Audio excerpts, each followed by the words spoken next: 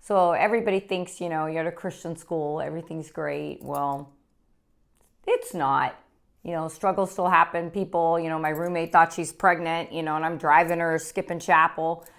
But me, little miss, pastor's daughter, well, I decided to get a night job. I had to get a night job. And I was working at a little Millie's pie shop. And I wasn't graduated yet, so I was like a junior. I met what would become my future husband, not at school. And this pie shop I loved, but anyways, he came up to me one day and said that I probably would never talk to him, a challenge. Probably would never give him a chance to go on a date and get to know him. And I was like, he thought I was cute. And I looked at him and I said, no, I'm not. One, you're too old to be working here. So you must have problems or a loser or something bad happened. Two, you have a wedding ring mark on your finger. So you've been married, not me. And, he said, well, at least give me a chance to take you out for a hot cocoa and tell you my story. You like motorcycle rides? And I was like, ding. So, yes, I like motor. So we went. He talked to me. That was a challenge. Just go hear his story. And I wanted to hear his story. So his mother was a hippie who used to have sex with orgies. And he would cry and tell me what he had to see when he was a kid, what he had to participate in. And he had to participate in these sex orgies. He was like 8 the first time that he had sex. And I was heartbroken. This man was so broken. And I felt so sorry for him. But I also could see, it's really hard for me because I could see, well, I'm listening to him at night, in front of our restaurant in the evenings or by his motorcycle. I could see the amazing story, being with my dad and being in youth group all these years, the story that he would have. And I kept saying, you and I are going to have such an amazing story to tell. Like Hagar in the Bible, where he goes and gets his wife and she's a slave of the temple, of sex slaves, and God tells him to go rescue her. And I said, God's rescued you. Look at everything you've lived through. But at the time he was exhibiting, which I was unaware of, he would tell me he started getting abusive. And he would tell me that everybody at school didn't understand him. And they would never understand me loving him, so I couldn't tell anybody about him. Or nobody at school would like him, so he didn't want to meet anyone. And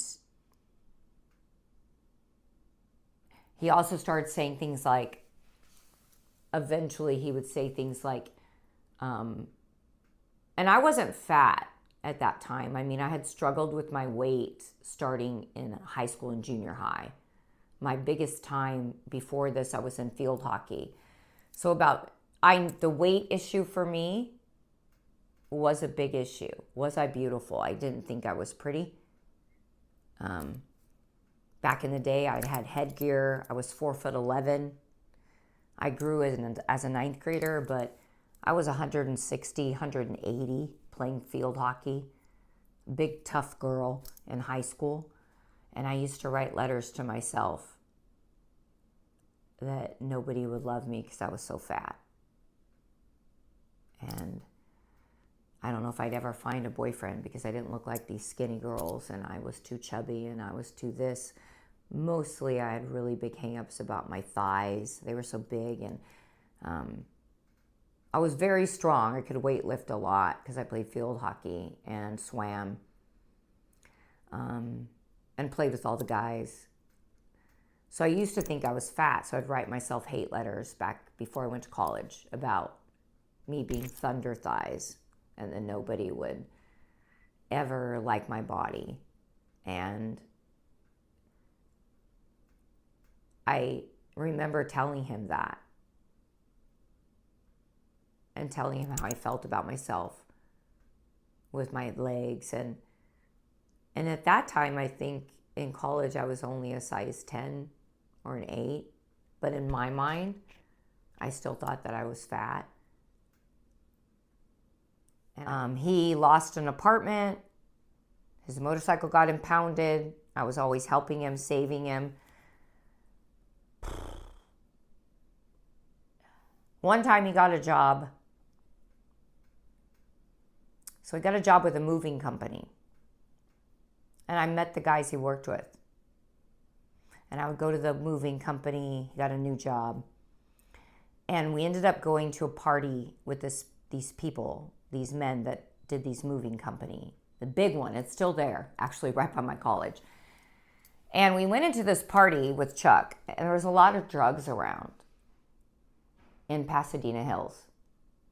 And I looked around, a lot of tattoos, a lot of really big guys. Later, I saw some of these men on TV on a talk show, and they're part of this gang that was telling their life story. And it's a very big, wealthy African-American black gang in the hills up there, or organized crime ring. And I went to the party. Come to find out, he told me he came in one day panting, and my boyfriend, he was like, they're going to kill me.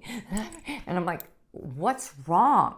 And I knew these people did drugs because I'd seen it. And I thought they were getting Chuck to move drugs. And it ended up that was part of it. And here I am, this little girl at school going to college, and he and these friends were unloading very expensive furniture and stealing it. Like not taking it to the destination, to the company that ordered these desks or these office furnitures. It was office furniture. So when I went to this party in Pasadena Hills, that's what I asked Chuck is, why is all this office furniture from your company here at this house? Well, they were selling it on the side with whatever else. So one time I went to go get him at work, pick him up. He didn't have a car. He had nothing.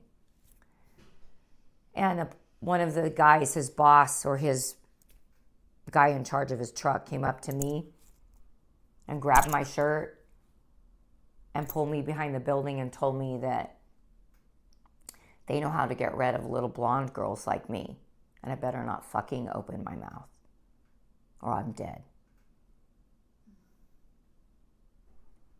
And I better stay away. I was scared to death. And I didn't know what to do because I knew it was bad. But I was involved because I was his girlfriend. I didn't know. I didn't know what they're doing, but I knew Chuck was telling me they're stealing, and he didn't know what to do. But he was involved too. But he was afraid. So the Buena Park Police Department ended up doing a big sting. And his roommate called me at school looking for Chuck and said the cops were there at the apartment looking for Chuck. And I freaked out. I didn't want him arrested. I knew he knew what had happened. We're scared to death. I didn't know what to do. So I hid him from these people. I remember him coming out of the bathroom and someone, not my school bathroom, but a restaurant, and one of the waiters going in and coming back out with a needle from the ground and saying to him, we knew the waiter, And he said, oh my God. And he was, this is yours, Chuck. You're using it again. What the hell? This heroin needle. And that was something I never even thought about. Like a needle. Like that's hardcore drugs. Like, okay, Coke, you're skinny. But then I went and I got really sick to my stomach thinking, oh my God, is he using heroin, needles? Is he injecting cocaine? Like, is he that kind of drug addict? That's why I never saw him do it. And I got scared. But he vehemently denied it. And I just felt God was bigger than any of those problems. I learned about AA. I learned about Al-Anon. We got married and I got a job at Palma School out in the middle of nowhere. And we found this little house to rent on 12 acres in the middle of nowhere. Well, when I wanted to go to my family for a holiday right into Fallbrook, he would get angry and start telling me that they're going to break our marriage up. And then he would start pinching me really hard or hitting me and then apologizing. And then if we were at my family's house, he would get sick all of a sudden and tell me we have to go home because he wasn't feeling good. He would lay on the couch, try to get attention, and feel sick because I was outside playing games and having fun. So he would be all of a sudden sick and laying there like telling me that I need to pay attention to him. And well, those were awful, awful. Well, he started trying to keep me from going to my parents, and I stopped. So I disowned my parents. After all this, I disowned them for a year.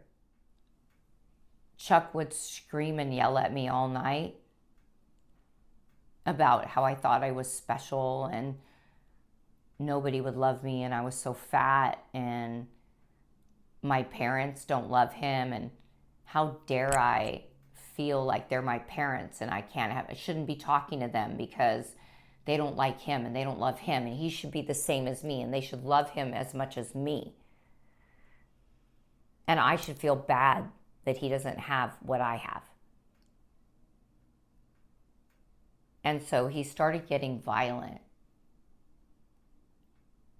And he'd fight, get mad, and wake me up in the middle of the night screaming and yelling at me, standing over me.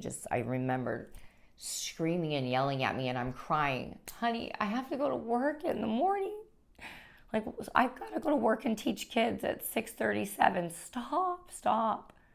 And he would just berate me and berate me. And beat me. So he would drag me out of bed and drag me down the stairs if he was mad. And he started kicking me. It was pretty common. And he would say, I'm not stupid. I'm going to kick you and hit you. And he would hold me down and just sock my back and kick me. And he'd say, nobody will know. Because I'm not going to, and I would stand up and he'd say, well, I'm not going to hit you in your face because then everybody will know that I'm hitting you. And I would go to school and love my kids and just have this great, but I was in a lot of pain. I was bruised. Nobody really knew it. I was still trying to beg God to heal him. So it culminated one day. He would beat me still. I would cry. One day I came home. He started making hash. Now I know what that is. I know even how to fold cocaine. He told me how they did it. I don't know why. I came home and he was out of his mind. Walking all around with no t-shirt on. And he said, oh, Paige, welcome to the party. I go, babe, what's wrong? He had a complete psychotic breakdown. I had already known that as a kid, my grandpa hired a private investigator So they confronted me, my family, and sat me down and asked me to have my marriage annulled at this time. And that he had been a psychotic patient.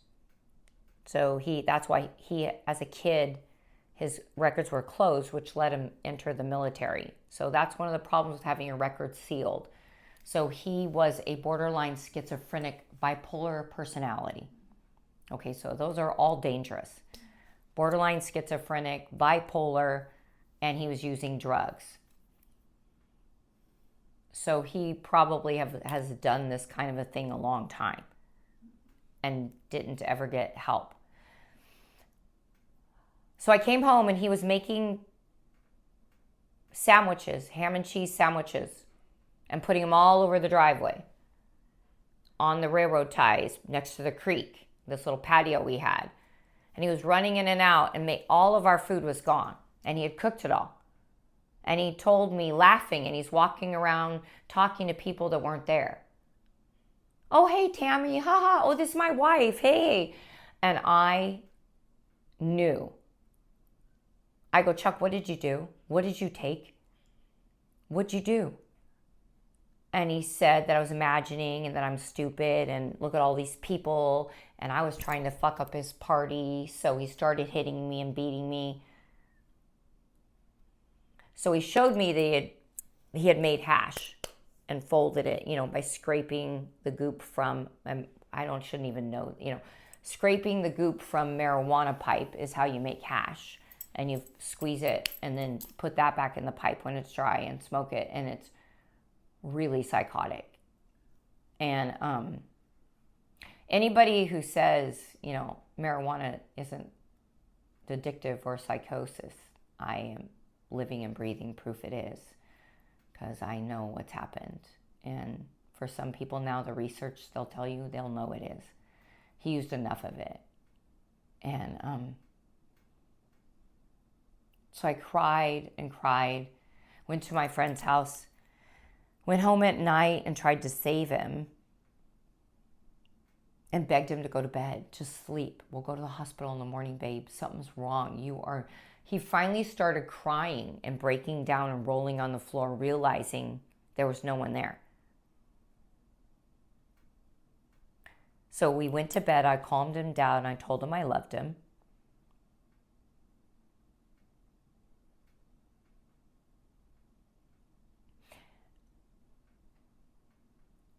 He had already, previous that month, thrown knives at me.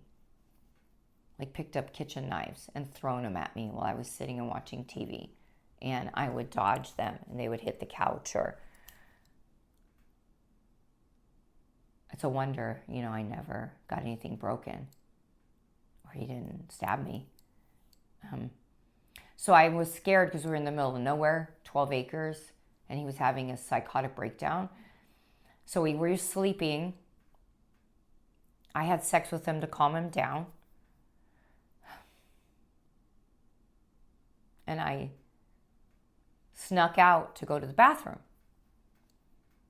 I was in the bathroom. And we had a gun for protection. I had bought this gun. I'm in the bathroom, naked. Of course, just our little house, and the bathroom's upstairs, and I hear the gun click, and he starts screaming and yelling for everyone to get out of the house.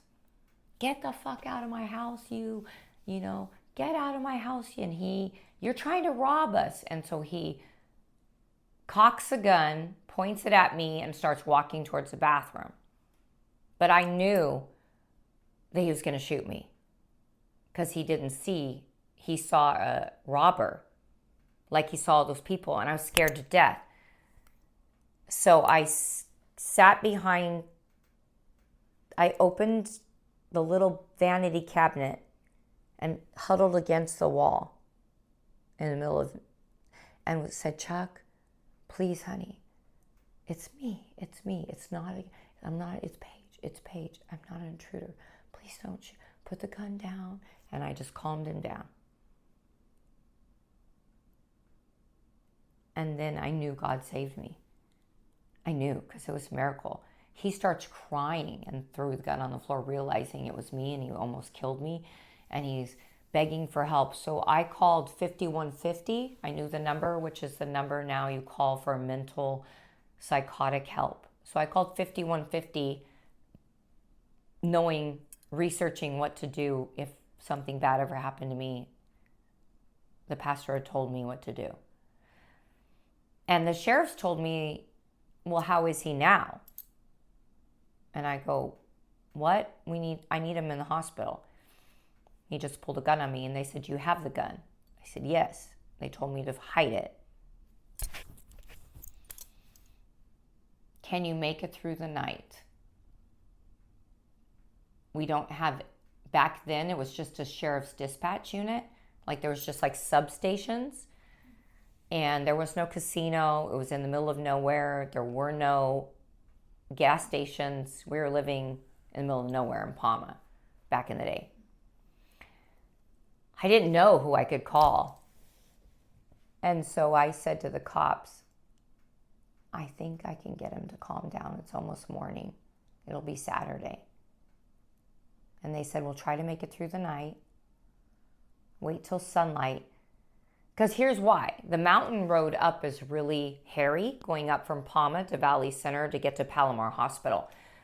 And I said to him, he goes, where are you located? And I said, I don't think I can get him up the mountain. Because what if he grabs my steering wheel and freaks out and is mad that we're going to the hospital? What if he will die? I can't leave this house. I can't leave. I could run away. I can't take him to the hospital. So they asked me to wait to daylight. I to this day, I don't know what. So I waited to daylight. I drove him up the hill. He made it. He was more sober. We get to the hospital. He asked for help. So that was the first time my husband was hospitalized. He went to a mental hospital. Well, one night I was sleeping peacefully in my house, praying and thanking God that he was in a mental hospital. And I heard a rattling down on the sliding glass door. And it was him. And he broke out of the hospital. He left. And he broke the window. I was so scared. And he broke. And I was hiding up in the bedroom going, God, I don't know what's going to happen. I think he's going to kill me. Telling God, I think I'm going to die. And he broke the sliding glass door off and was just cussing at me, and he doesn't want to go back to the hospital.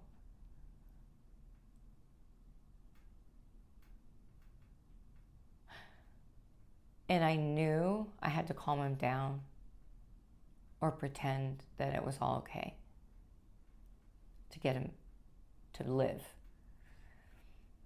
So I pretended, because he would tell me that he could choke me and kill me in a second because he was green. He knew how to do it.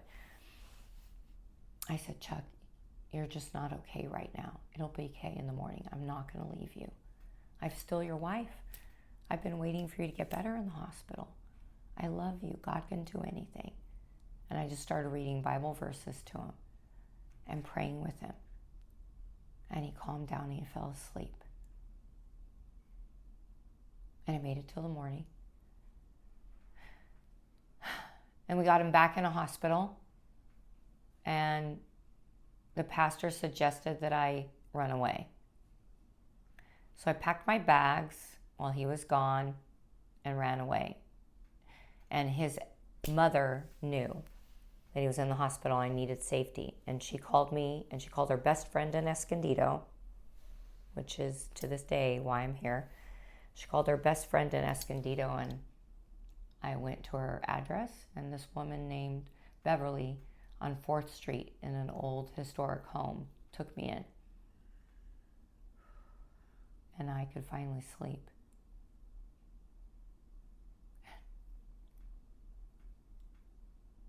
I'll never forget. It's like how much it meant to me that this person, this stranger, would just like come and love me and make me breakfast, and so I could go to school and keep teaching, and I could be safe. I didn't have to live down there anymore. I didn't have to be alone. And so she said it would be okay, and it would be her. She would help me. She knew how to deal with these things. And then I needed to go to something called Al-Anon.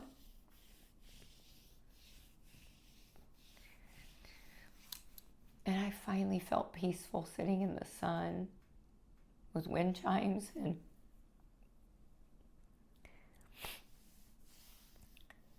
at Al-Anon, this meeting I went to with a bunch of women, I learned that, it wasn't my problem, it was his.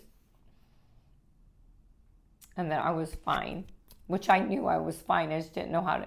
I actually knew I was fine all the time. I didn't know how to fix it. I was trying to fix it. I was trying to fix our marriage. I was trying to fix him. I was trying to get him sober. See, in the 90s and I knew there's program. I knew he could get better with drug rehab and counseling. I was just trying to fix it and to not be afraid. I've learned, Al-Anon helped me learn how to say, you are being irrational, and I love you, but you do not need to take your anger out on me. This is your problem, and I'm going to go with my friends, and you deal with it. I don't know. But one time he choked me and was holding me up against a wall, and my Bible has a handle. And I was like, I'm going to church. You need to go too. This church is helping us. And I'm not going to let you stop me anymore. I'm going. You're being irrational, and I had learned enough Al-Anon. I love you, Chuck, and I'm really sorry you're feeling this way. But you're going to deal with what you need to deal with and get help. If you want to come to church, you can, but you're not stopping me from going.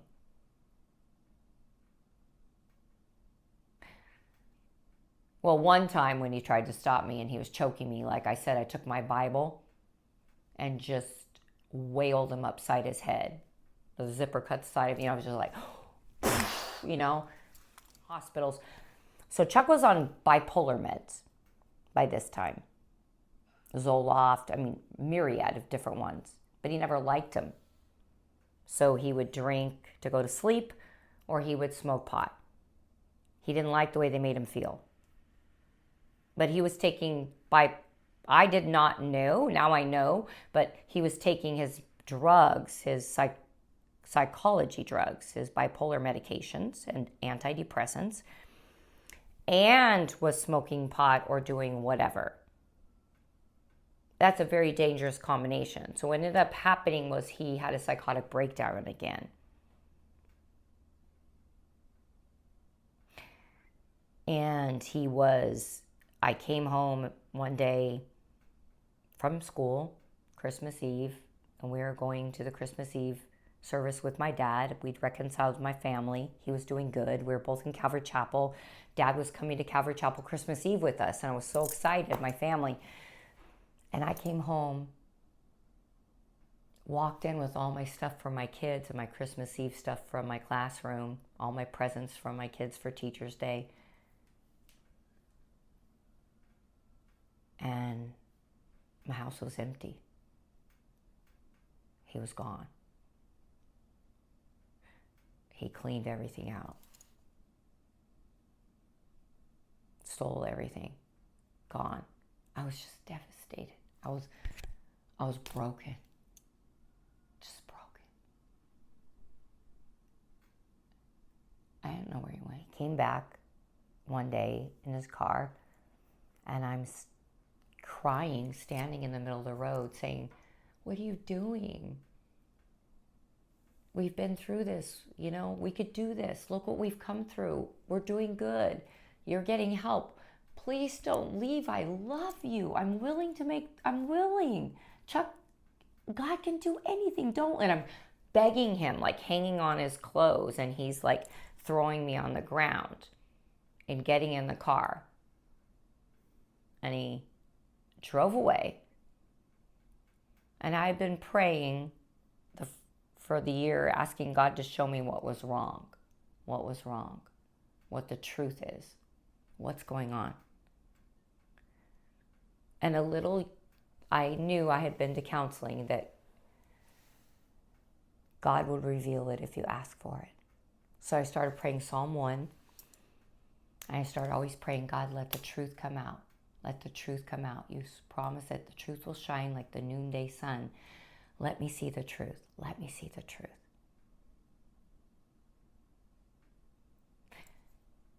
Well, a piece of yellow paper, tiny, ripped from a yellow pad of paper, flew out of his car window right in front of me on Fairdale. And I'm crying in my pajamas, and I pick it up. It's got the name of a girl on it and a phone number. God just let it land right at my feet.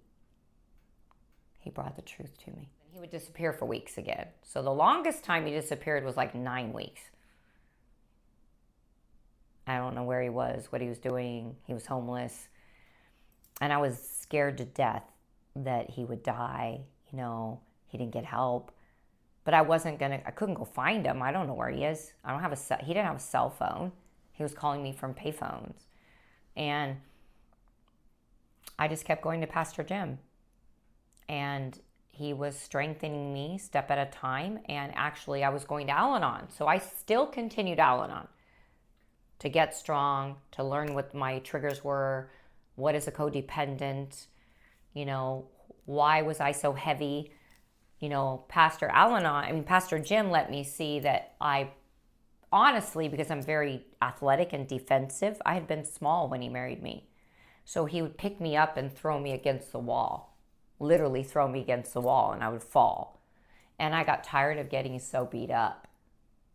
I couldn't hold my own against him.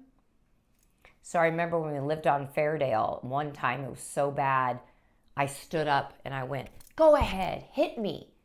And I was at that time 260 pounds, 250 pounds. And he would call me, "You're such a fat, disgusting slob. I'm not having sex with you." And I would tell him, "You can't hit me. Go ahead, hit me. Throw me. Try to throw me." So it became a defense for me to get that big, which is oddly why I understand some cultures that have a lot of drugs and alcohol in them, and why the women are so strong, and why they look like that, and why they're mean, and why they're big, and why they're missing teeth, and why they're tattooed. And I fit right in. So I fit right in with all my friends and my good Christian friend Susan on the res. You know, and I loved those women. They loved God. They're strong. They did everything and did all the work for their families and their kids. And there probably wasn't a man around, or he was an alcoholic, or whatever they had dealt with. But I never verbalized that, really, but I have an innate understanding of why. If it's not a sign of beauty, sometimes it is. But often it's because you survive. People can't push you around it. The church, I had a couple come to my house, and she had been a witch, and she had been doing drugs. There's a big witch coven circle, which I became aware of, going to classes with the police department with the top 10 threats for teenagers in North County. And I went to these trainings as a teacher that was on the front lines with populations at risk, being gang members, Hispanic, Native, Samoans, and those are my people. I love them. So I wanted to learn more about the systems and the groups and the gangs, and witchcraft, oddly enough, is one of the top. And they steal homeless kids, and a lot of the women that are sex slaves have babies, which I didn't know, for really horrible purposes. Well, this woman I met told her story at a small group at church, that she had been a witch and she had been abused. but God saved her. And her husband were drug addicts. But now, and his name was Jim. And he had a scuba diving shop here in town. And they came to my house. And they met me. They lived around the corner, so we started going to church together. One day when Chuck came back, and I let him spend the night, and I let him stay a few days, he started beating me and got choking me again. And he was having a psychotic breakdown, and he was seeing things. And I remember standing up and remembered my Al-Anon, but I also remembered scripture verses, and I remembered stories about missionaries and angels all around them, and the tribe, the headhunters that came. It's like Salvation Child book. The headhunters that came to kill them saw all these angels and were scared to death and ran away, and they were going to burn people. And I've heard that multiple times from many people in dire situations, not just Bible stories. True. I knew what to do. I knew how to fight now. So I stood there while he was cussing and screaming and running around the front yard, going to hit me and grabbing me. And I'd say, stop. You can't hurt me. Look, I'm the Lord's, and no matter what you do, you haven't damaged me. Nothing is broken. You can't touch me. You're scared to death because God's right behind me, and I know you see it. Look at me in the eye. And his eyes turned black, and he started talking in this crazy language. And I remember, don't be afraid. Don't be afraid, Paige. Don't be afraid. The demons have revealed themselves.